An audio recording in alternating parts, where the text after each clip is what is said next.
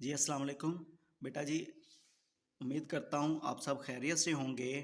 आज का जो हमारा टॉपिक है वो क्वेश्चन नंबर 3 है, चैप्टर 4 है हमारे पास। Name the members of following families.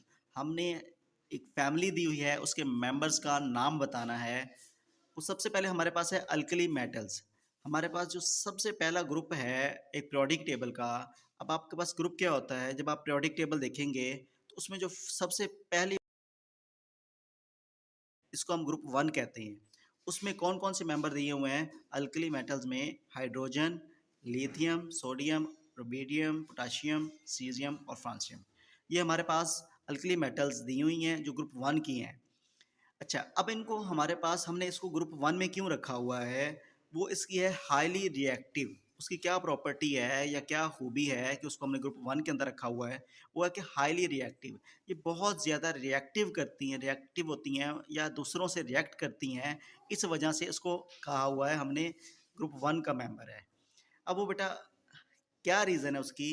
उसकी हम देख सकते हैं कि इसका जो लास्ट शेल है ना, ओनली वन इलेक्ट्रॉन, कि इसके जो सबसे आखिरी शेल होता है उसके अंदर एक ही इलेक्ट्रॉन होता है। जिस तरह हम अगर हम बात करें, सबसे पहला हमारे पास है हाइड्रोजन है। हाइड्रोजन की बात करें तो इसके आखिरी जो शेल है आप देख सकते हैं कि उसके आखिरी शेल में एक ही इलेक्ट्रॉन है। इसका वैलेंस शेल जो है, यानी कि आखिरी शेल जो है, उसके अंदर एक ही इलेक्ट्रॉन है। ठीक है। अब यहाँ पे देखें, हम इसी तरह हमारे पास लिथियम जो है वो भी हमारे पास ग्रुप 1 का मेंबर ही है। उसके अंदर भी देखें तो उसके पहले शेल में दो इलेक्ट्रॉन्स हैं, पहला उसका शेल कंप्लीट है, इसके अंदर हम मज़ीद इलेक्ट्रॉन नहीं आ सकते। उसका आखिरी शेल है ये वाला।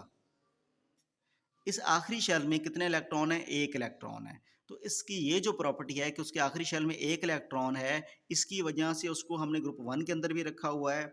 और ये आखिरी इलेक्ट्रॉन जो है ये दूसरों के साथ रिएक्ट करने के लिए इस्तेमाल किया जाता है, दूसरे के साथ रिएक्शन के लिए इस्तेमाल किया जाता है, क्योंकि इसमें देखें आखिरी स्पेसिस बहुत ज़्यादा है, यहाँ पे स्पेस है, तो दूसरों के साथ रिएक्शन करना इसके लिए आसान होता है।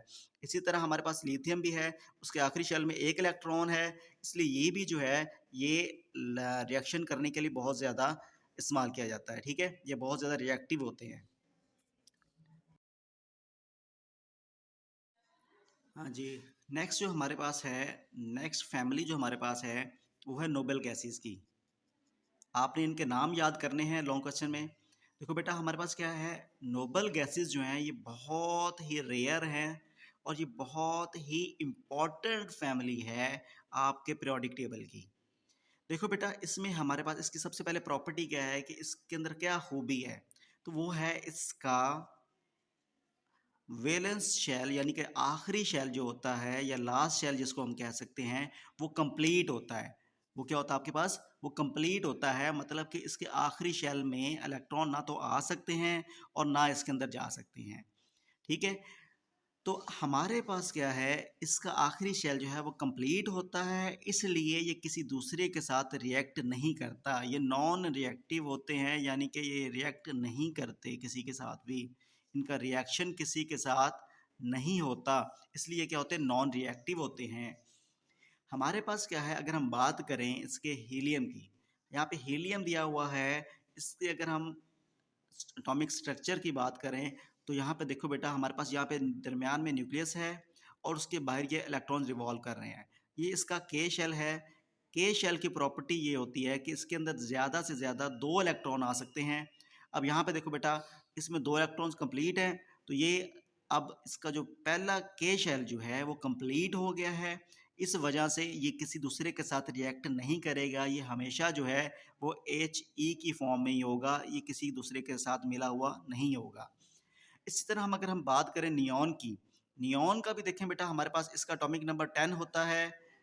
तो अगर हम उसकी बात करें तो पहले में दो इलेक्ट्रॉन आ जाते हैं इसके, और उससे जो नेक्स्ट शेल है एल शेल, उसके अंदर देखो बेटा, उसकी प्रॉपर्टी ये होती है कि उसके अंदर ज़्यादा से ज़्यादा 8 इलेक्ट्रॉन आ सकते हैं, 8 से ज़्यादा इलेक्ट्रॉन उसके अंदर नहीं आ सकते। अब इसके पास टोटल जो इलेक्ट्रॉन हैं वो 10 हैं, पहले में दो आ जाएंगे और जो उससे अगला शेल है एल शेल, उसके अंदर 8 आ जाएंगे। तो इसका आखिरी शेल जो है उसके अंदर 8 इलेक्ट्रॉन आने चाहिए और यहाँ पे 8 ही उसके अंदर हैं, तो ये इसका आखिरी शेल कंप्लीट होता है, इसलिए ये भी किसी के साथ रिएक्ट नहीं करता। तो ये हमारे पास जो नोबल गैसेज हैं, इनके आपने नाम याद कर लेने हैं और ये बहुत ही ज़रूरी है हमारे लिए, क्योंकि इसका आखिरी शेल कंप्लीट होता है और ये किसी के साथ रिएक्ट नहीं करते। और बेटा जो अगर हम इसके नोबल गैसेस के अगर लोकेशन चेक करें, अगर हमारा जो पीरियोडिक टेबल दिया हुआ है उसके ऊपर इसकी अगर हमने लोकेशन देखनी है कि ये कहाँ पे हैं, ये कौन से इनके नाम हैं, तो ग्रुप 18 के जो है ना, इसका वो लोकेशन है, इसकी वो पॉइंट है जहाँ पे ये आपको मिलेंगे। तो अगर हम इसी तरह ग्रुप हमारे पास अगर दिया हुआ है, उसमें अगर हम पीरियोडिक टेबल दिया हुआ उसके अगर हम ग्रुप्स की बात करें तो 1 2 3 4 5 और इस तरह चलते चलते चलते हम जब 18 के ऊपर आएंगे तो 18 जो होगा वो इसका पॉइंट होगा नोबल गैसेस का। जी, जो इससे हमारा नेक्स्ट है वो है अल्कलाइन अर्थ मेटल्स। हमारे पास ये जो है अल्कलाइन अर्थ मेटल्स, इनकी हमारे पास जो फैमिली है उनके नाम है बेरिलियम, मैग्नीशियम, कैल्शियम, स्ट्रोंटियम और आगे बेरियम है और रेडियम है। ये हमारे पास ग्रुप टू के हैं। ग्रुप टू का ये हमारे पास ग्रुप टू के हैं। ग्रुप टू का मतलब ये है कि अगर हम पीरियोडिक टेबल की बात करें तो हमारे पास ये ग्रुप वन है, ग्रुप टू है और जो वर्टिकल लाइंस होती हैं वो आपका ग्रुप्स होती हैं। तो इसमें अगर हम सेकंड नंबर पे बात करें तो वो हमारे पास अल्कलाइन अर्थ मेटल्स हैं। अब हम इनकी जो प्रॉपर्टी है वो ख़ास क्या है या इनके अंदर क्या ख़ासियत है, वो ये है कि इनका कलर जो है तो वो शाइनी होता है, ठीक है। इनका थोड़ा सिल्वरी कलर कलर होता है, सिल्वर की तरह इनका कलर होता है और ये बहुत शाइनी होते हैं।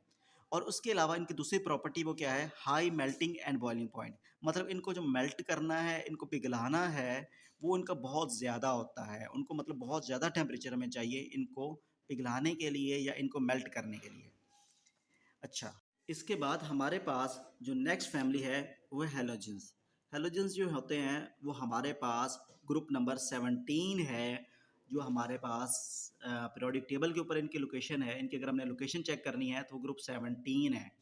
हमारे पास अगर हम पीरियोडिक टेबल की बात करें तो उसमें जो हम चलते जाएं, अगर हमारे पास ये पीरियोडिक टेबल बना हुआ है सपोज, तो अगर इसके आप राइट साइड से इस साइड से आप देखेंगे तो सेकंड जो वर्टिकल लाइन है उसके ऊपर आपको हेलोजेंस मिलेंगी। हेलोजेंस के हमारे पास नाम हेलोजेंस के हमारे पास नाम जो दिए हुए हैं, फ्लोरीन, क्लोरीन है, आयोडीन है और एस्टाटीन है।